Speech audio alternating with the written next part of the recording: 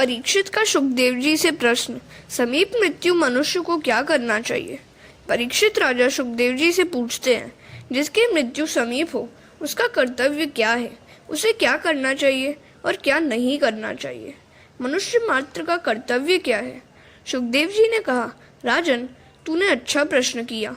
सुन, अंतकाल में वात, पित्त और कफ से त्रिदोष होता है। मृत्यु की वेदना भयंकर होती है। जन्म मरण के दुखों का विचार करेंगे तो पाप नहीं होगा। सो मृत्यु से डरते रहो, उसको स्मरण रखो। सोचो कि मैंने मृत्यु के स्वागत की तैयारी की है या नहीं। ऐसा चिंतन करने से वैराग्य आता है। जन्म, मृत्यु, जरा, व्याधि के दुखों का बार बार विचार करो तो वैराग्य उत्पन्न होगा और पाप छूटेंगे, वरना पाप के संस्कार जल्दी नहीं छूटते। सोचे समझे बिना विवेक वैराग्य उत्पन्न नहीं हो सकता। काल को सिर पर रखकर हमेशा ईश्वर का चिंतन करो। काल को याद रखोगे तो पाप वृत्ति का उद्भव नहीं होगा। भजन के लिए अनुकूल समय की प्रतीक्षा न करो। कोई भी क्षण भजन के लिए अनुकूल है। कोई तकलीफ न रहने पर मैं भजन करूंगा, ऐसा मानना अज्ञान है। एक मनुष्य स्नान करने के लिए समुद्र के किनारे पर आया, किंतु स्नान करने के बजाय वह वहां बैठा ही रहा। लोगों ने उससे पूछा कि क्यों इस तरह बैठा हुआ है, स्नान कब करेगा? उस मनुष्य ने कहा कि समुद्र में एक के बाद एक तरंगें उठ रही हैं, तरंगों के बंद होने पर स्नान करूंगा। क्या समुद्र की मौजें कभी रुकती हैं? मौजें कब रुकेंगी और कब स्नान होगा? संसार भी एक समुद्र है, उसमें असुविधा रूपी तरंगें आती ही रहेंगी। इसलिए यदि कोई कहे कि अनुकूलता होने पर भगवान का भजन करूंगा, तो वैसी सर्वांगी अनुकूलता तो आएगी ही नहीं। जिस तरह वह मनुष्य स्नान नहीं कर सका, उसी तरह ऐसे मनुष्य ईश्वर भजन किए बिना ही रह जाते हैं।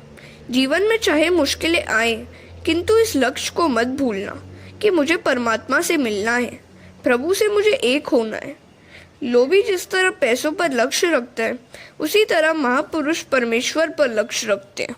भगवान ने भी गीता में कहा है, अंतकाल में जो मेरा स्मरण करता हुआ देह त्याग करता है, वह मुझे पाता है। अंतकाल का अर्थ जीवन का नहीं, परंतु प्रत्येक क्षण का अंतकाल। सो प्रत्येक क्षण ईश्वर का चिंतन, ध्यान, स्मरण करना चाहिए। प्रत्येक क्षण को सुधारोगे तो मृत्यु भी सुधरेगी। प्रत्येक क्षण को सुधारने का अर्थ है हर क्षण ठाकुर जी को अपनी दृष्टि में रखना।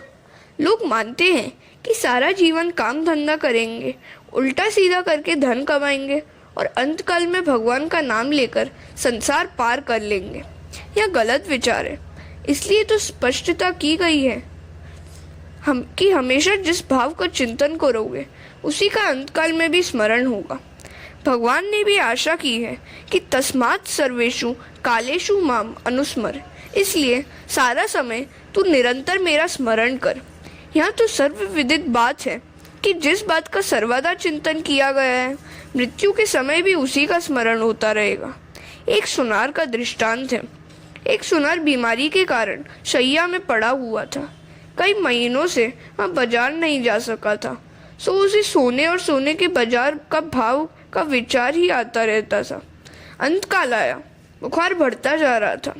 डॉक्टर ने आकर बुखार नापकर कहा कि 105 डिग्री है। सुनार ने समझा कि किसी ने सोने का भाव बताया है। वह अपने पुत्र से कहने लगा कि बेच दे, हमने 80 के भाव में लिया था, अब 105 हुआ है तो बेच दे। ऐसा बोलते बोलते ही वह मर गया। सुनार ने सारा जीवन सोना खरीदने बेचने में और सोने के विचार में ही गुजारा था। सो अंतकाल में उसे सोने का ही विचार आता रहा। धन संपत्ति ही चिंता करने वाले को, रुपए पैसा पैदा करने वाले को अंतकाल में भी उसी का विचार आता है। धन कमाना कोई पाप नहीं है, किंतु उसे कमाते समय भगवान को भुला देना पाप है। सुखदेव जी ने कहा कि हे राजन, मनुष्य की आयु इसी तरह समाप्त हो जाती है। निद्रा और विलास में रातें गुजर जाती हैं और धन प्राप्ति के प्रयत्न में तथा कुटुंब के परिपालन में दिन गुजरते जाते हैं। मनुष्य का अधिकतर समय निद्रा और अर्थोपार्जन में चला जाता है। उसका बहुत सा समय बातें करने में चला जाता है। बहुतों का समय पढ़ने में गुजरता है। बहुत पढ़ना भी अच्छा नहीं है। अति वाचन से शब्द ज्ञान तो बढ़ता है, किंतु साथ साथ अभिमान भी बढ़ता है।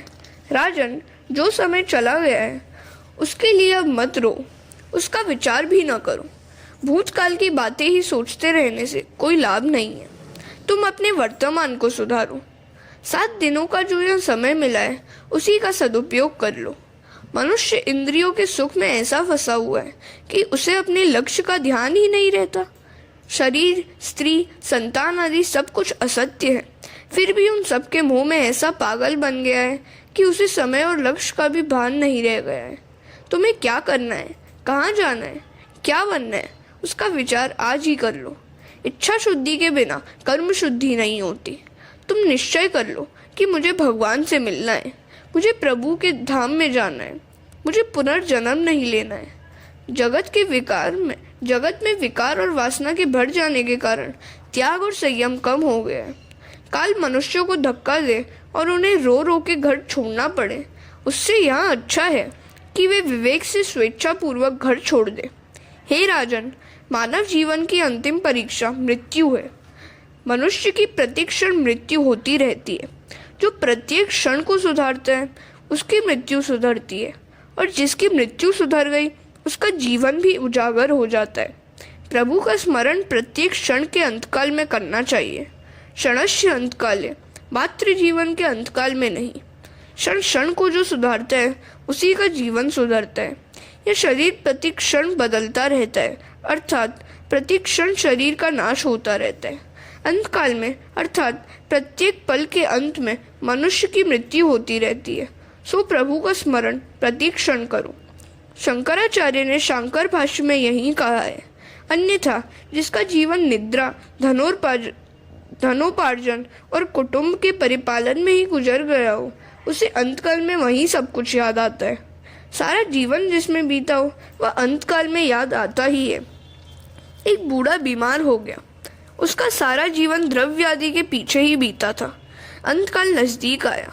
उसके पुत्र आदि कहते हैं कि पिताजी, अब आप श्री कृष्ण गोविंद हरे मुरारी हे नाथ नारायण वासुदेवा का जप कीजिए, किंतु उस बूढ़े के मुंह से शब्द निकलते ही नहीं है। जीवन में कभी भगवान का नाम लिया हो तब वह नाम याद आए ना। वह बूढ़ा मन से द्रव्य का ही चिंतन कर रहा है। उसकी दृष्टि आंगन में गई। उसने देखा कि बछड़ा झाड़ू चबा रहा है। इतना छोटा सा नुकसान भी वह बूढ़ा कैसे सह सकता है। उसका दिल जलता है कि मैंने कैसे धन कमाया है, यहाँ ये लोग क्या जाने।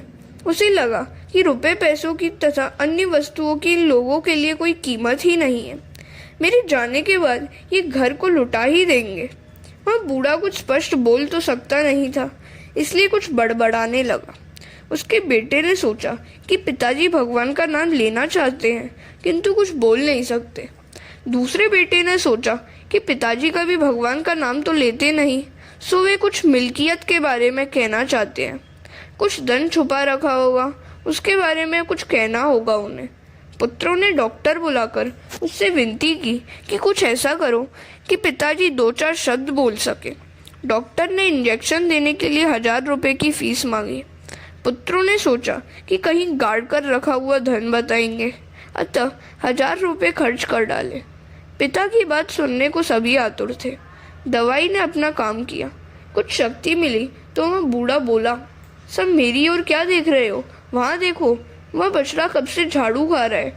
और इस तरह बछड़ा झाड़ू झाड़ू बछड़ा करते हुए बूढ़े ने देह त्याग दिया। आप देखें, ध्यान रखें कि कहीं आपकी भी ऐसी दशा न हो। यह बात हंसने के लिए नहीं, सावधान करने के लिए कही है।